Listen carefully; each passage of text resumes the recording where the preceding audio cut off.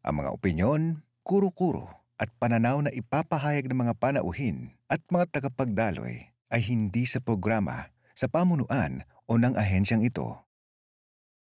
Tamang kaalaman, tungo sa malayang kaisipan.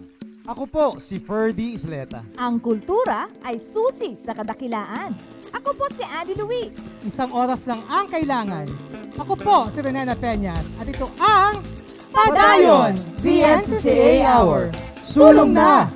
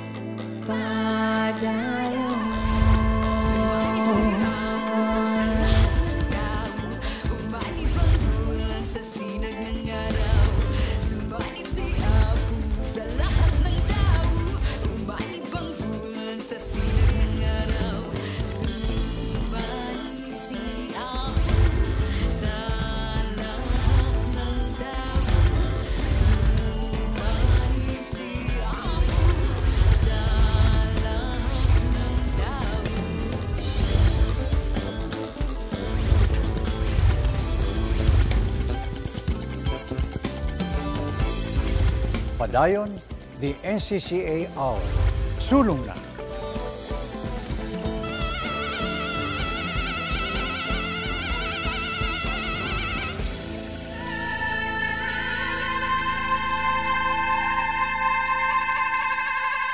Magandang hapon mga kapadayon! Siguradong abang na abang kayo ngayong hapon kung ano ang inyong mapapanood dito sa ating programang Padayon, the NCCA Hour sa loob ng isang oras. At dahil bawal pa ang lumabas mga partners, mga kapadayon, sagot namin ang pagpunta natin sa Science City of Muñoz. Dito natin makikita kung paano ang pagsasanib ng agham, kultura at sining para sa pag-usad ng isang bayan. Sa atin namang sining aral ay nakafocus ang ating pag-uusapan sa katutubong kaalaman o indigenous wisdom.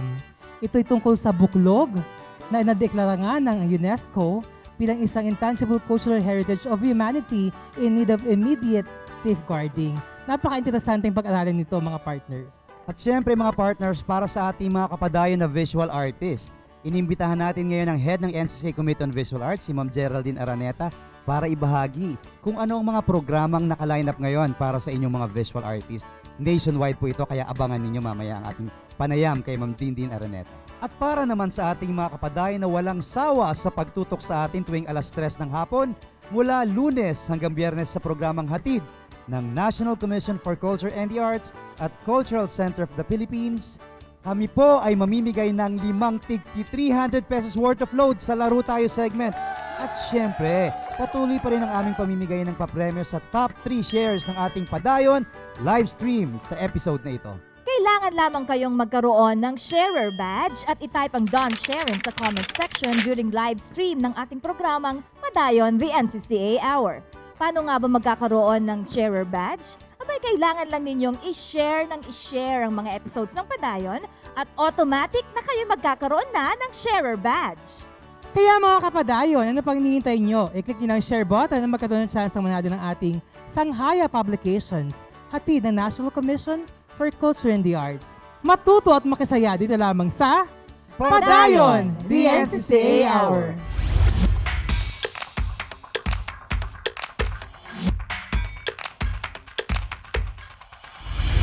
Paglibot at pagtuklas sa kagandahan ng Pilipinas, pwede pa rin kahit tayo hindi lumabas. Ilang minuto lamang ng iyong hapon, new normal na paggalay, sagot namin dito sa Padayon. Sabay-sabay nating diskubrehin mga likha at likas na kayamanan ng iba't ibang bayan at lalawigan. Halina't kami inyong samahan dito lamang sa Tuklas Bayan!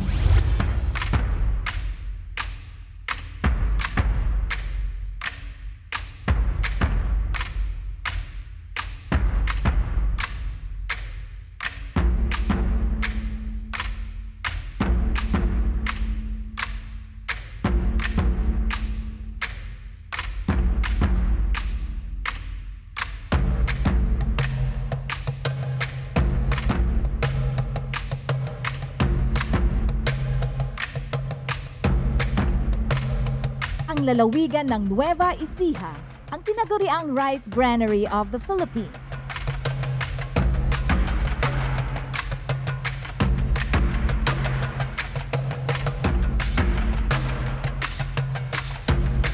Pero sa gitna ng tila walang katapusang mga bukirin, ay matatagpuan ang nag-iisang Science City sa Pilipinas, ang Science City of Muñoz.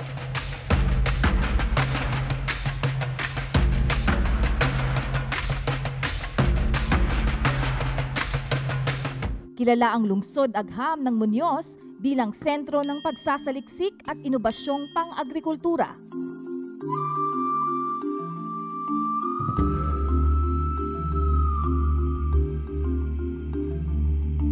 Dito matatagpuan ang iba't ibang mga state-of-the-art centers of excellence at research and development agencies tulad ng Philippine Rice Research Institute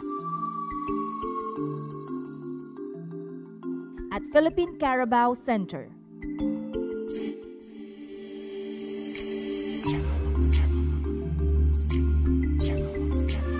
Ang Central Luzon State University naman, na sentrong pang-agrikultura sa gitnang Luzon, ay mistulang one-stop destination dahil sa marami nitong mga atraksyong pang-agriturismo.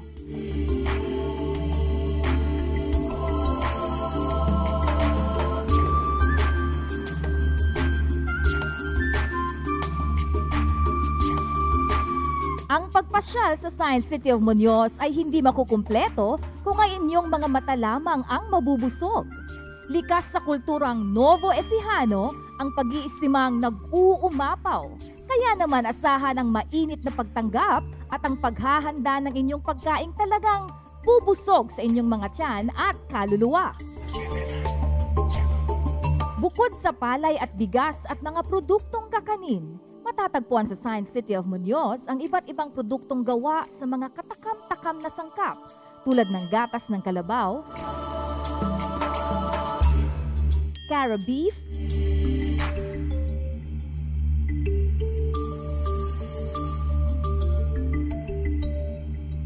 bangus,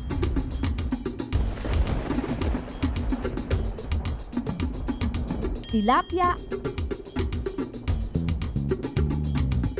Huwag kalimutang tikman ang award-winning tilapia ice cream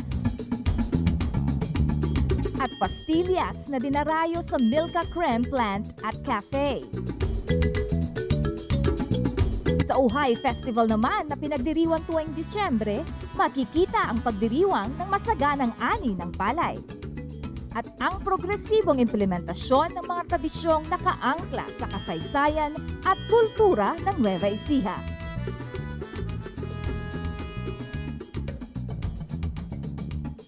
Ang pangunahing produktong pang-agrikultura ng lungsod ay siya ring bida sa masining at malikhayang ekspresyon na inaabangan taon-taon. Bilang CCP kaisa sa Sining Regional Center mula pa noong 2015, ang mga mamamayan rito ay hinubog ng lokal na pamahalaan na magkaroon ng malalim na pagmamahal at respeto sa sining at kulturang Pilipino. Dito, ang pag-iisa ng sining at siyensya ay ang nagbibigay daan sa pag-usbong ng isang matatag at mayamang bayan.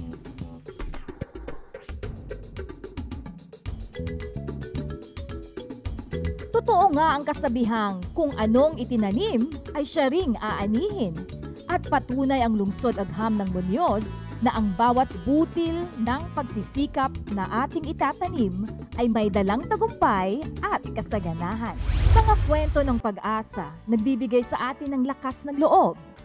Mga istoryang kailangan nating mapakinggan sapagkat ang mga ito'y napapanahon. Kwentong diskarte ng Pilipinong artista ay tampok namin ngayong hapon. Ating tunghayan dito lamang sa Sining Inspirasyon.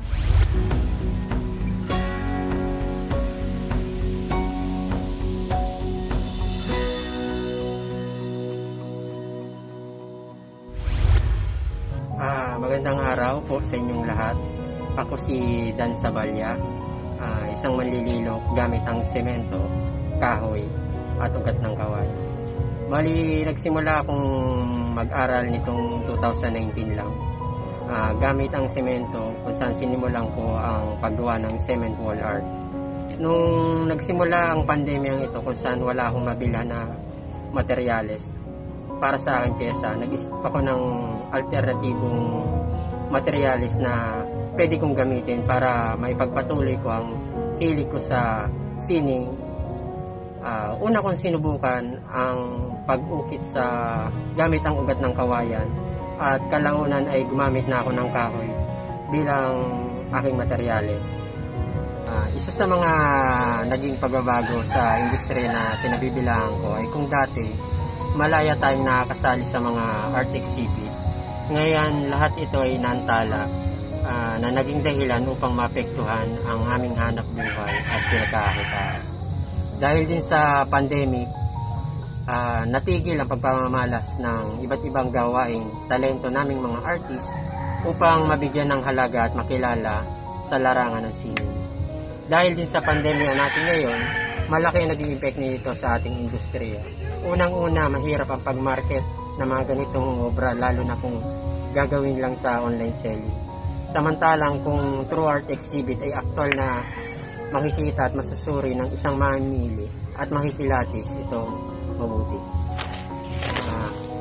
Nakakalungkot kasi itong mga ganitong mga events ay isa sa mga paraan namin upang may pamalas ang aming talento sa larangan ng sining. Para sa akin, tinanggap ko ang pagsubok na dala ng pandemic sa pamamagitan ng pagkakaroon ng positibong pananaw sa buhay kasama ang suporta mula sa mga taong malapit sa akin. Iniisip ko na lang na hindi lang naman ang mga kagaya naming artist ang apektado at lahat naman ay dumadaan sa ganitong sitwasyon. Kaya ang ginawa ko ay tinuloy ko lang pag-uukit. Dito malaya ang nailalabas ko ang aking salot. Ito ang ginawa kong paraan upang kayanin ko ang pagsubok na pinagdadaanan natin ngayon. Naisip ko na gumamit ng ibang materyales. Bukod sa semento, gumamit ako ng ugat ng kawayan at nakailikha naman ako ng isang pyesa na may kaugnayan sa pandemya natin ngayon na pinamagatang ng coronavirus. Gamit ang malikhaing pag-iisip, mas nabigyan ko ng pansin ng mga materyales na kung ito rin ay wala ng halaga.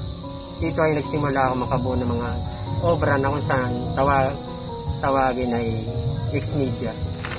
Malaki ang naitulong sa akin ng pag-uukit kasi nagkaroon ako ng positibong pananaw na ang lahat ng bagay ay malalampasan at maging posible.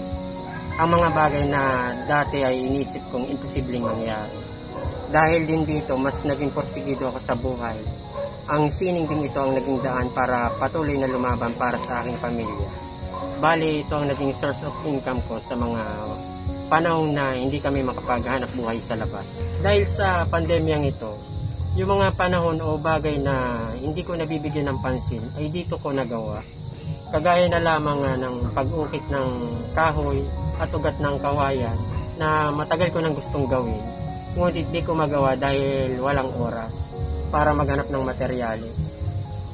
Na masasabi ko naman na nabigyan ko ng oras ng panahon na nag-lockdown, gawa ng walang mapagkukunan na o mabibilhan na materyales. Sa mga kapwa ko artist na patuloy na pinanghihinaan ng loob dahil sa pandemyang ito, may papayo ko lang ay maging positibo lang po tayo. Kasi sa kabila ng hirap na pinagdadaanan natin ngayon ay kaya natin itong malampasan. Huwag tayong titigil sa paggawa ng mga bagay na kung saan nagbibigay ng kakaibang kasiyahan sa atin.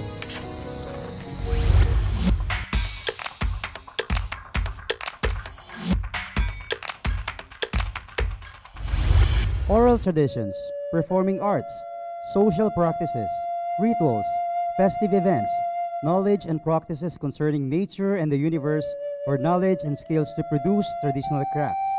Ito ang mga tradisyon at ekspresyon na ipinasa ng ating mga ninuno sa bawat henerasyon. Ito ang Intangible Cultural Heritage o ICH.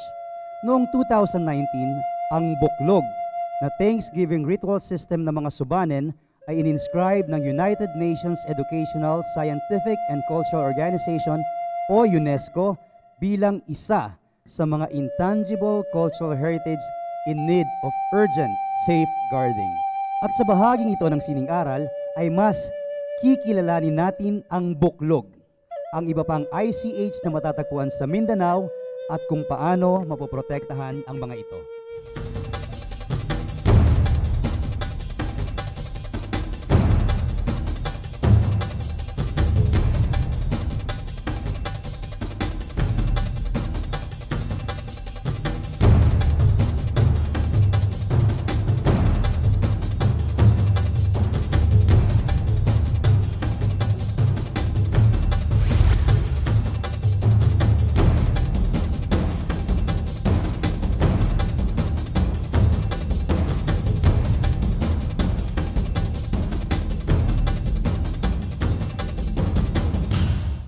Makakasama sa araw na ito upang magbahagi ng kaalaman tungkol sa mga intangible cultural heritage sa Mindanao at kung paano ito mapoprotektahan ay mahigit 20 taon na sa gawaing pangkultura sa grassroots communities ng mga katutubo sa Mindanao.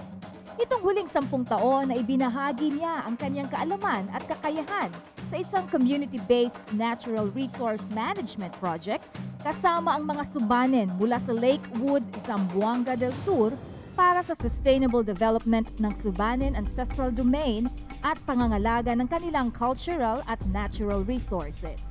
Siya rin ay may akda ng ilang monographs at publications tungkol sa mga katutubo sa Mindanao. Kamakailan, siya ay naging artistic director ng ilang cultural expositions and festivals at curator na rin ng mga several indigenous people's visual arts exhibitions. Mga kapadayon, si Ginoong Nestor Horfilia. Mayong hapon, Ferdy. Mayong hapon, Sir Nestor. Rene, may hapon. Sir, para po sa ating mga manunood, mga kapadayon, para po mas maintindihan nila, maaari niyo po bang ipaliwanag kung ano po ang intangible cultural heritage at kung ano-ano po ang mga ICH na matatagpuan sa Mindanao? Ang ICH, ang mga inanimate concepts, no? Mga dunong na di natin mahawakan, katulad ng language, ng sayaw, ng chanting, at marami pang ekspresyon. Pero lahat ng ito ay markers of our identity. That's the link there, no? It is both traditional but is contemporary. And it's a living tradition. Buhay na ginagawa ng mga pamayanan, no?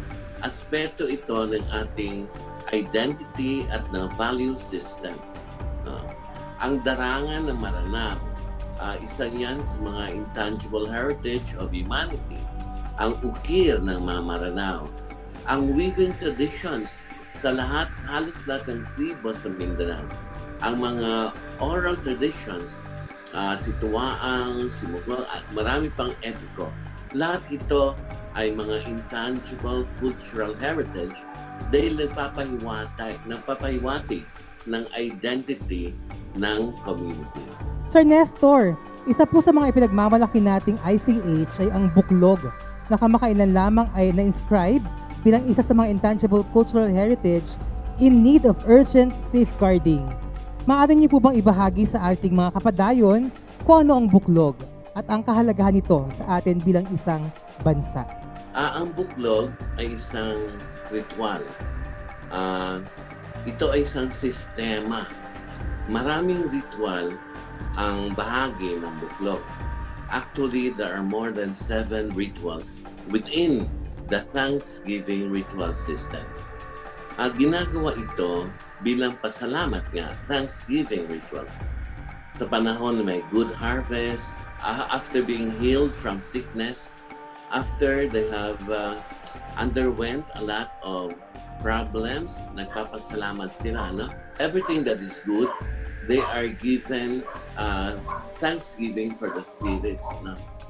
Pero ang mahalaga sa buklog, ang ritual nito kasama lahat. It is a community event at lahat kasali, no, sa pag-aambag-ambag ng mga material na gagamitin ng buklog. At ito isang sacred ritual. Sacred dahil pinapangalagaan nila ang relasyon ng tribo at ng mga spirito. It is a ritual of harmony.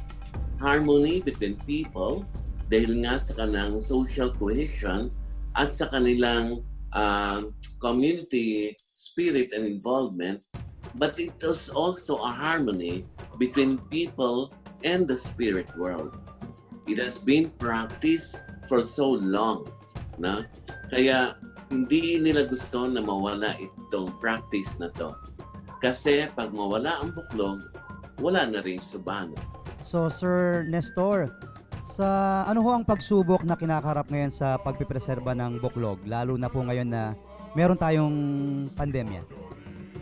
Ferdy, yung pandemic is both a threat and at the same time, it encourages the people to safeguard buklog. They have to appease the spirits. They have to express their thanksgiving to the spirits dahil hindi, maski isa sa kanila ay hindi nahawaan sa COVID-19. At dahil may pandemya, ang lakas ng kanilang sense of community. Para bang ang buklog at iba pang mga ritual ng mga katutubong subano ay siyang nagbigay sa kanila ng lakas. Culture becomes their strength amidst the pandemic. And culture has strengthened their identity as a people. May kwento na sa 5 communities, nagkaroon sila ng ritual na simultaneous at 5 o'clock in the afternoon. Sometime in March, nagritual sila para ang pandemya ay hindi makarating sa kanilang pamayanan. No? So, may mga kwento na before December of last year, their shamans have already the inclination that a disaster and a pandemic would come.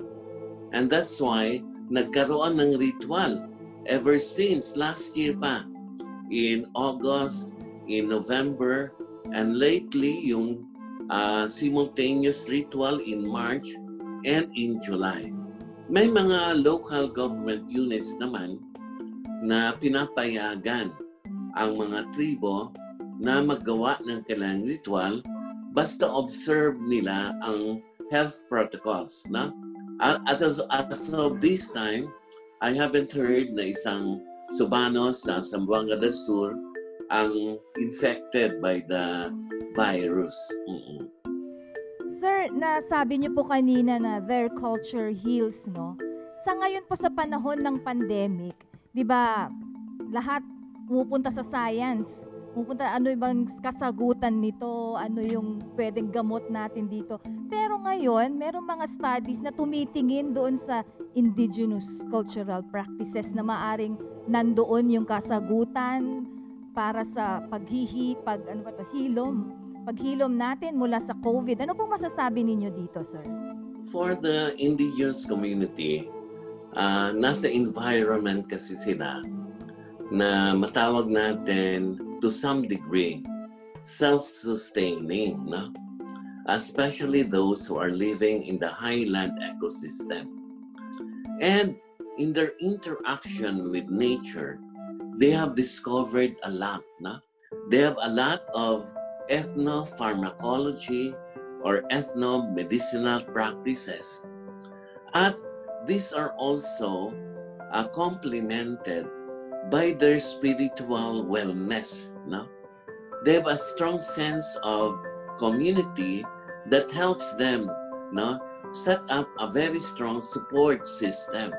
Ang community is the immunity. Kasi without the support of the community, siguro magkawatak-watak yan. At ang pinaka-importante, they wouldn't have a sense of valuing compassion to each other, their sense of belongingness, their sense of seeking for harmony, their sense of peacekeeping and peace-loving. these are the values that are also inculcated in their ritual practices. Kaya nga, nung magka-lockdown, I think their home gardens, their forests, and their brushlands were alive. Sir Nestor, konting kwento po sa proseso na ginawa ninyo para sa dokumentasyon ng buklog nung ito po ay isabit na ninyo sa UNESCO. Ang una kong encounter sa buklog noong 1997 pa. At ang kwento ng mga katutubo, they usually does this practice once in every 7 years or 5 years. So, alam namin na magiging buhay ang buklog. Pero merong mga challenges, na devastation of the ecosystem. Pag wala ng forest, wala na silang mapagkunan ng mga gamit nila para sa ritual. So kaya dapat intact yung kanilang communal forest. Pangalawa, yung incursion ng religion na foreign sa kanila. Pinagbababalan sila na mag-practice ng ritual kasi daw hindi ito naaayon sa paniniwala ng mga relihiyon.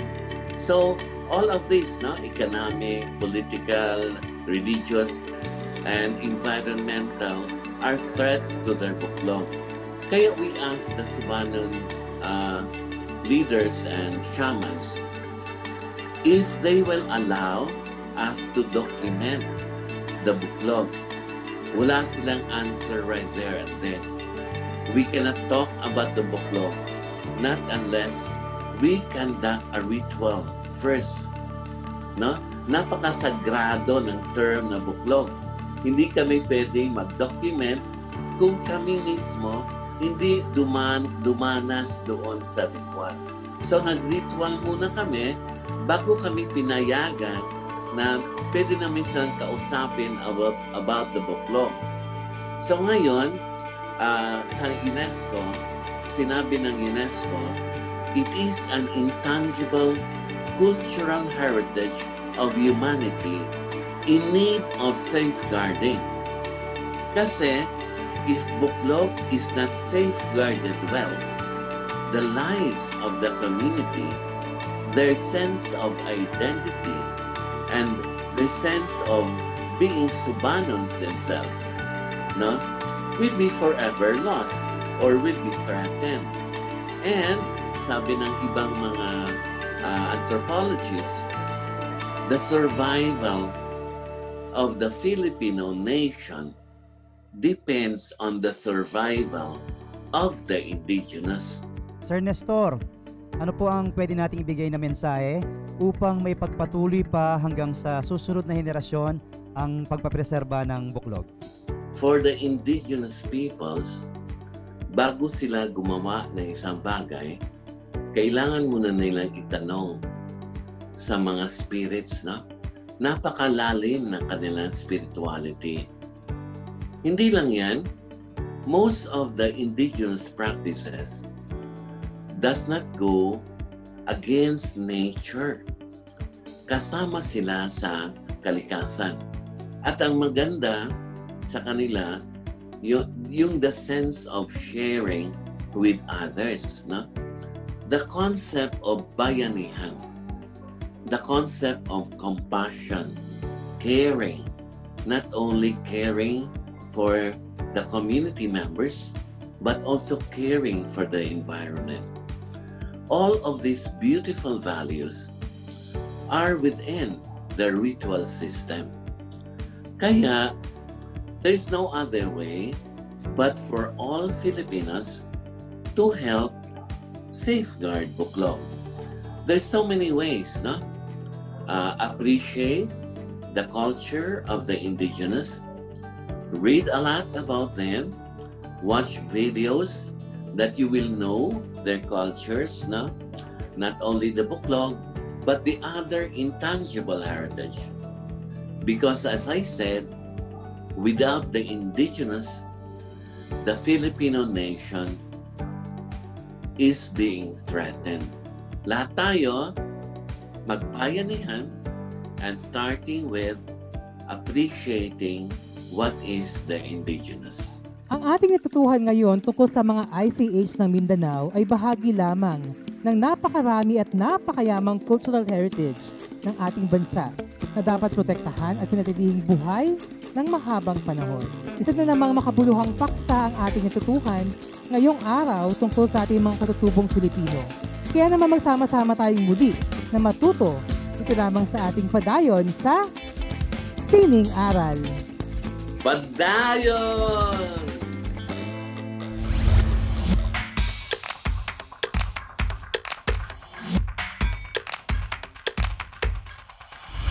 Mga balita patungkol sa kultura at mga sining na dapat abangan.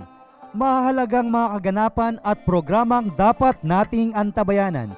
Ating alamin, ating panoorin. Dito lamang sa Balitang Sining. Nagsimula noong buwan ng Setyembre na nagpapatuloy ngayong buwan ng Oktubre ng kasalukuyang taon. Inihatid ng National Commission for Culture and the Arts sa ilalim ng Subcommission on Cultural Dissemination at National Committee on Cultural Education ang Mga Durungawan sa Kulturang Filipino, a webinar series on culture-based education. May temang culture-based education, enriching instruction, enabling integration, and enhancing contextualization. Nilalayo ng 3 araw na webinar na ito na mabigyan daan ang mga guro kasama ang iba pang miyembro at kawani ng edukasyon na mapagyaman ang kanilang kaalaman at pamamaraan ng pagtuturo gamit ang mahalagang impormasyon sa mayaman, malawak at magkakaibang katutubong kultura ng Pilipinas. Nagsimula ang webinar series sa Luzon noong 2 hanggang 5 ng Setyembre. Kalahok ang rehiyon ng Calabarzon, Cordillera, Administrative Region, Region 1 at 2. Sumunod rito ang Visayas na ginanap noong September 10 hanggang September 12. Kalahok naman ang mga lalawigan ng Samar, Leyte, Cebu at Iloilo. Noong September 17 hanggang 19 naman, ang rehiyon ng Bicol ang naging kalahok. BARMM at Zamboanga noong October 1 hanggang 3. At kamakailan lamang ay natapos ang webinar series para sa lalawigan ng Cotabato at Davao nitong ika-8 hanggang ika-10 ng Oktubre. Sa pagtatapos ng mga Durungawan sa Kulturang Filipino webinar series, ang mga huling kalahok ay ang NCR, Region 3 at Mimaropa na gaganapin sa October 15 hanggang 17, 2020 at Agusan Provinces ng Mindanao sa October 29 hanggang 31.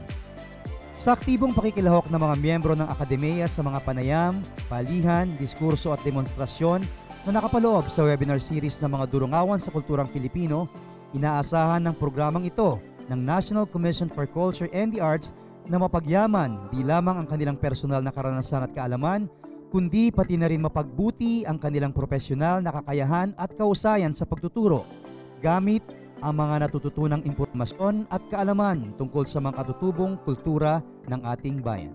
Para sa mga nais humabol at makilahok sa libreng webinar series na ito ng NCCA, bisitahin ang Facebook page ng mga Durungawan sa Kulturang Filipino upang magparehistro.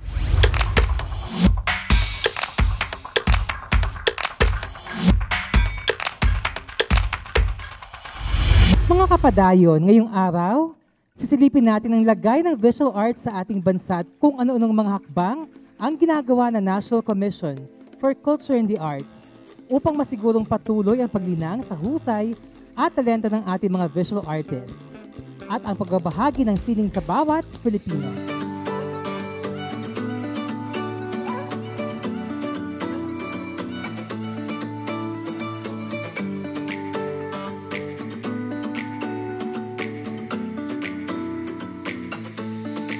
Ayala Museum, Solomon R. Guggenheim Museum, Smithsonian Institution, at John F. Kennedy Center for the Performing Arts.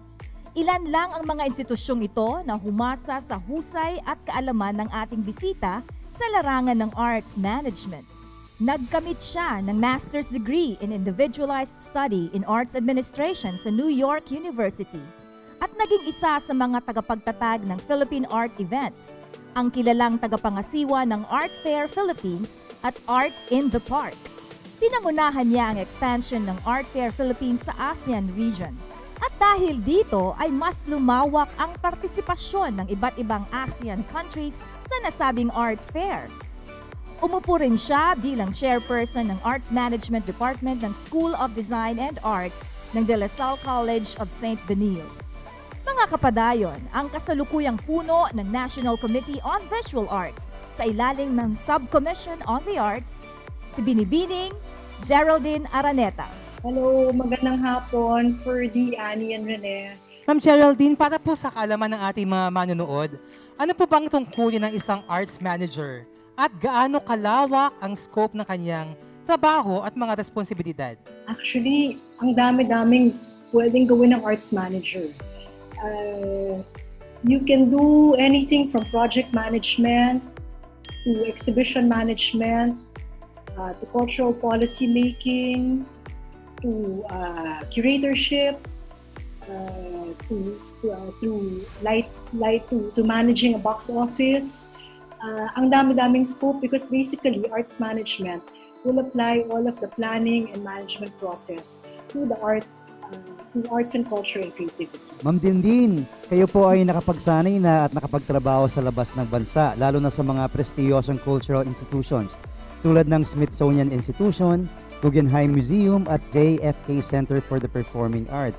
Ano pong mga mahalagang aral ang natutunan ninyo na baon po ninyo hanggang ngayon sa pagsulong ng Philippine Visual Arts? Ferdy, when I took those internships abroad, parang swerte rin ako because I was able to do very specific things which I thought I could apply when I came back to the Philippines. For example, when I was in the Guggenheim Museum, I was able to be part of the collections management program wherein I was organizing the files and documents of the collection of Count Panza de Beaumont, who was collecting conceptual art. Ang interesting sa kanya was he would collect the art habang studies pa lang.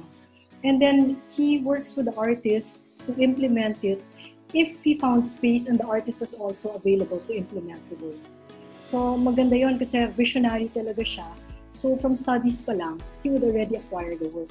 And then while I was in the Kennedy Center, I was very interested to see how the Government Liaison Office worked together with Congress and Senate to be able to support the programs of the Kennedy Center, which was essentially the equivalent of the Cultural Center of the Philippines. So, they would constantly lobby to the different caucus groups about the programs of the Kennedy Center.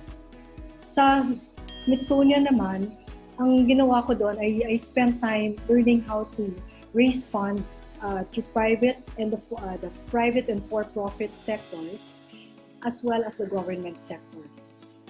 How to be able to get funding from the three sectors. Ma'am, sa inyong malawak na karanasan bilang arts manager at cultural worker, gaano nga ba kahalaga ang visual arts at paano ito nakatutulong sa ating pag-unlad bilang isang individual at isang bansa? Alam mo, I had a mentor when I was younger. His name was Bobby Valenzuela. He was a curator. He was very supportive of the artists sa regions and lalo na at mga up-and-coming artists. No? He always believed, and we learned that from him, that art is about ideas. So yung work ng isang artist, dapat parating may sinasabi, may kunikwento tungkol sa mga pangyayari around him or her. So it's very important because visual arts has the ability to be able to document what is happening around you. Like for example, ngayon sa panahon ng pandemic, interesting rin yung mga process ng mga artists nagbabago and then marami silang time for introspection. So I'm very curious to see what some of them will come out with. May nag-iba sa practice nila sa production nila after the pandemic. So that's how I see the visual arts forming an important part of society. Ma'am Dean, ano-ano po mga isinusulong ng mga programs and policies ng NCCA National Committee on Visual Arts sa inyong liderato upang mas patatagin ang industriya at mas mapangalagaan ang mga visual artists hindi lang sa Kamangilaan, kundi sa iba't iba pa rin rehiyon ng Pilipinas? I think one very interesting na gagawin namin for 2020, and I hope marami kami matanggap na proposals, is to be able to work with different art schools and fine art schools to help them put their programs online. So like let's say merong one fine arts curriculum, the teachers can be given a grant to be able to help them create materials for online programs. Another program that we are hoping to get proposals for is to give funding for webinars on various topics on Philippine contemporary art. And then another grant that we're also looking at is to work very, very closely with the different aspects of the visual arts ecosystem, wherein artists can apply for a grant whether they are promoting an art exhibit, they are curating an art exhibit, they are developing new work, they're making a catalog. So all aspects of the art ecosystem we're open to receiving proposals for that. Ma'am Dindin, para naman po sa ating mga kapadayan ngayon na nanonood, meron ho ba silang mga maaaring asang mga proyektong tulad ng mga virtual exhibits, webinars at contests mula sa National Committee on Visual Arts? Well, we have an art competition, a grant also for art competitions, and then we're also asking for proposals for webinars. So I think marami naman kami makuha. We're very excited. We're looking forward to seeing what proposals will be submitted. But I think a lot of the people are also aware that kailangan meron siyang online component or addresses pandemic concerns. So for now, our platform is really the internet, no? Or being able to transmit your ideas by communicating to a wide audience online. Yes ma'am, I think meron din tayong Philippine ASEAN Digital Art Competition. Yes, yeah, isa rin yun. So, committee members, several of them are going to serve. Several of them designed the call for that, and they will also serve on the jury. Well, so far naman we've been sharing it. Mukhang marami namang interesado. So, I hope that we get a lot of good entries for that. Katulad ng sinabi ni Ma'am Dindin kanina, ay nakasentro rin sa pandemic. Imaging ASEAN amidst the pandemic. Yes. Ma'am, ano po ang pinakamahalagang natutunan naman ninyo ngayong panahon ng pandemya bilang puno ng National Committee on Visual Arts? At ano naman po ang mensahe natin para sa ating mga manonood, lalo na sa mga aspiring visual artists ng ating bansa? I think one thing that I learned in this pandemic, it gives I think everybody a chance for introspection.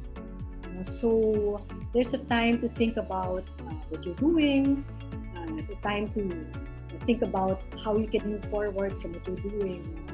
And then another thing that I also learned during the time of this pandemic is everyone is starting from scratch. So there are many opportunities to test ideas or try new things. And kuminsan, because times are so uncertain, nakakatakot siya, but at the same time, this is really a good opportunity to just be able to jump in. And then you do something right, you do something wrong. I think that's really part of the process. But kailangan huwag tayong matakot to be able to test new ideas, to explore new ideas. So ma'am, maraming salamat po sa ibinahagi ninyong mga programs ng Committee on Visual Arts at siguradong aabangan yan ng ating mga kapadayon. So partner, ngayon naman pwede nating bigyan si Ma'am Dindin ng challenge, no, para banggitin ang title ng ating programa. Ma'am, ibibigay po ni Rene ang Padayon Challenge. Ako natatawa na si Ma'am, parang siya ay excited na gawin ng ating Padayon Challenge. So heto na po Ma'am Geraldine Araneta. Sa pagbilang ko po ng 3, maaari niyo pong sabihin o isigaw ang title ng ating programang Padayon. Handa na po ba kayo? 1, 2, 3. Padayon! Wow! Nag-uumalab ang Padayon ni Ma'am Dindin Araneta. Ma'am, maraming salamat po muli. Padayon. Thank you! Thank you ma'am. Thank you very much. Thank you very much. Maraming salamat. Maraming salamat Miss Geraldine Araneta sa iyong pagbabahagi ng oras dito sa Samut Sining. Saludo po kami sa inyong dedikasyon na mapagbuti, maitanghal at maisulong ang Philippine Visual Arts. Mga kapadayon, patuloy lang nating gamitin ang ating mga sining upang ipakita sa buong mundo na tayo isang lahing puno ng husay at talento. At bagamat ang buhay natin ngayon ay napakaraming pinagbago, nariyan ang iba't ibang pamamaraan upang gawing mas makulay at matingkad ang ating pang-araw-araw na buhay. Muli, ito ang Samut Sini.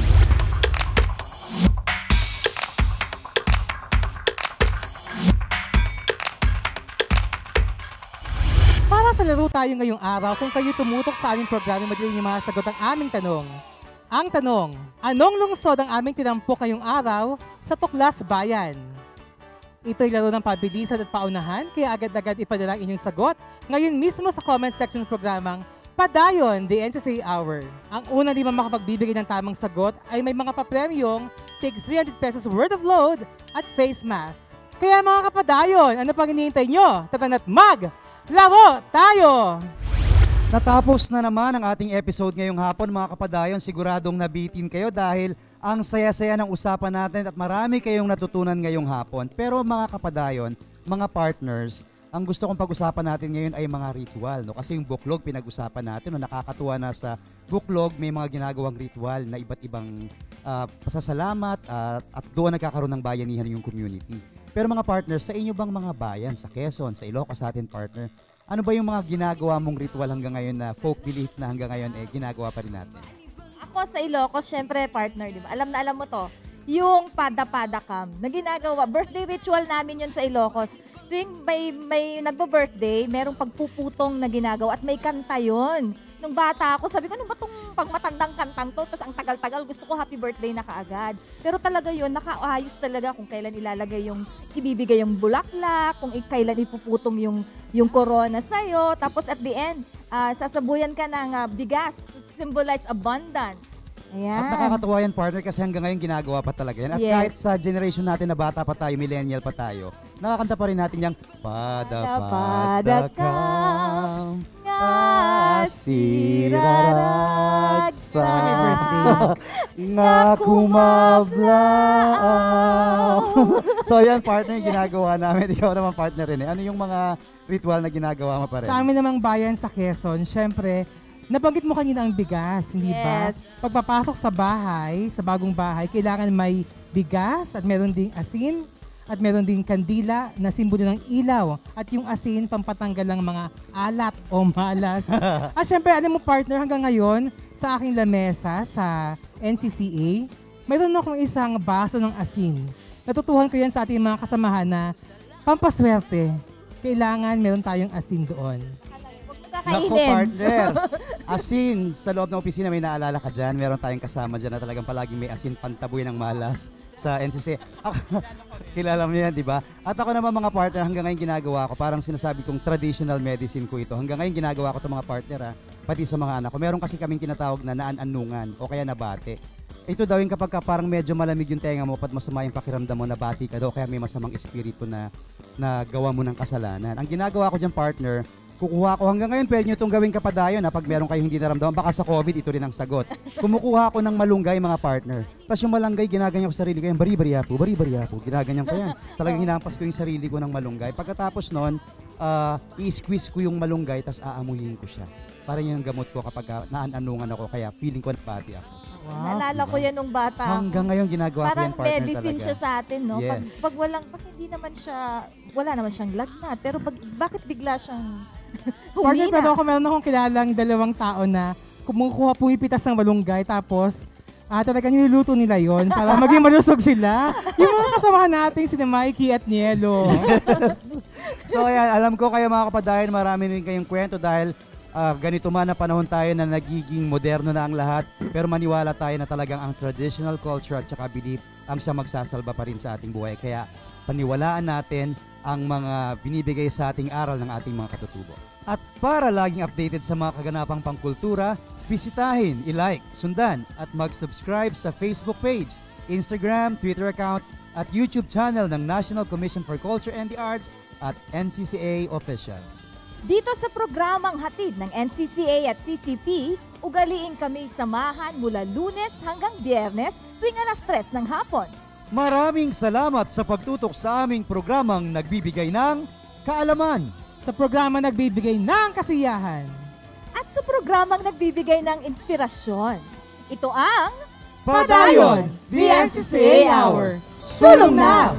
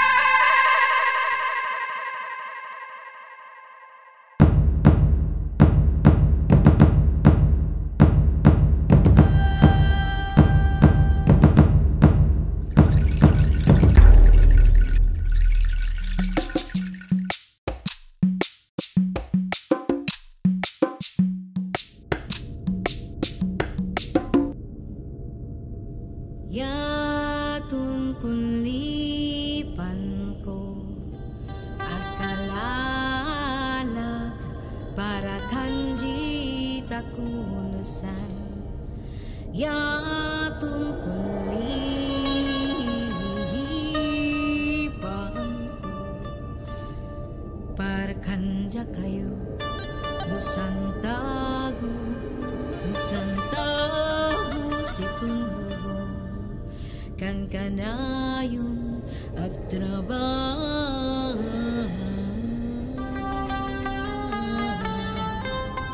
ngem naliw-liwan ang sarili yatong kulipan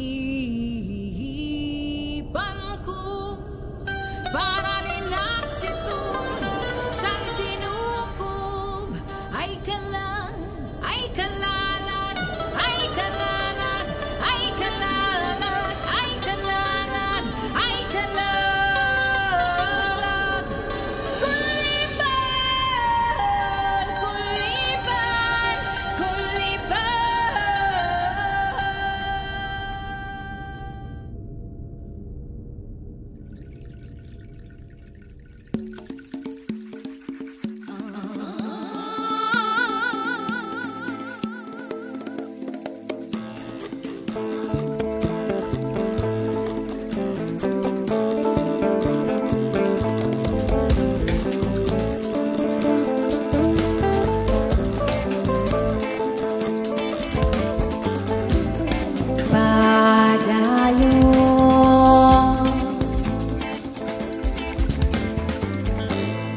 padayon. Sumalip si Apo sa lahat ng tao, umalib ang bulan sa sinag ng araw. Sumalip si Apo sa lahat ng tao, umalib ang bulan sa sinag ng araw. Sumalip si Apo sa lahat ng tao, sumalip si Apo sa lahat ng tao.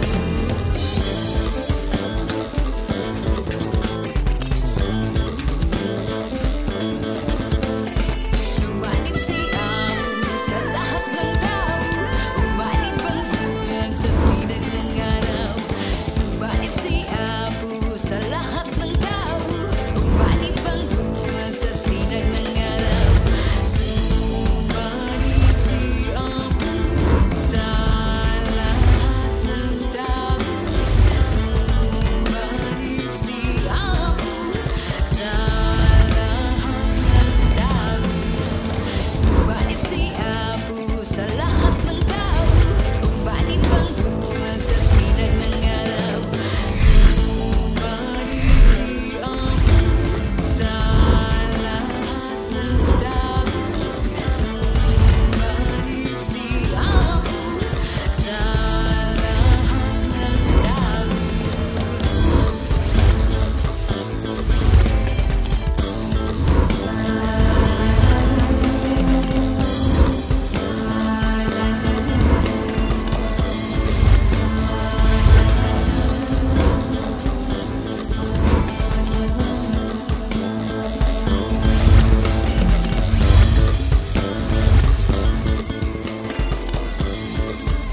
Padayon. Padayon. Padayon. Padayon. Padayon. Padayon. Padayon. Padayon. Padayon. Padayon. Padayon. Padayon. Padayon. Padayon. Padayon. Padayon. Padayon, Philippines! Padayon NCCAR. Tamang kalaman, tungo sa malayang kaisipan. Ako po si Ferdy Isleta. Ang kultura ay susi ng kadakilaan. Ako po si Annie Luis. Isang oras lang ang kailangan. Ako po si Renena Peñas at ito ang Padayon, the NCCA Hour. Sulong na.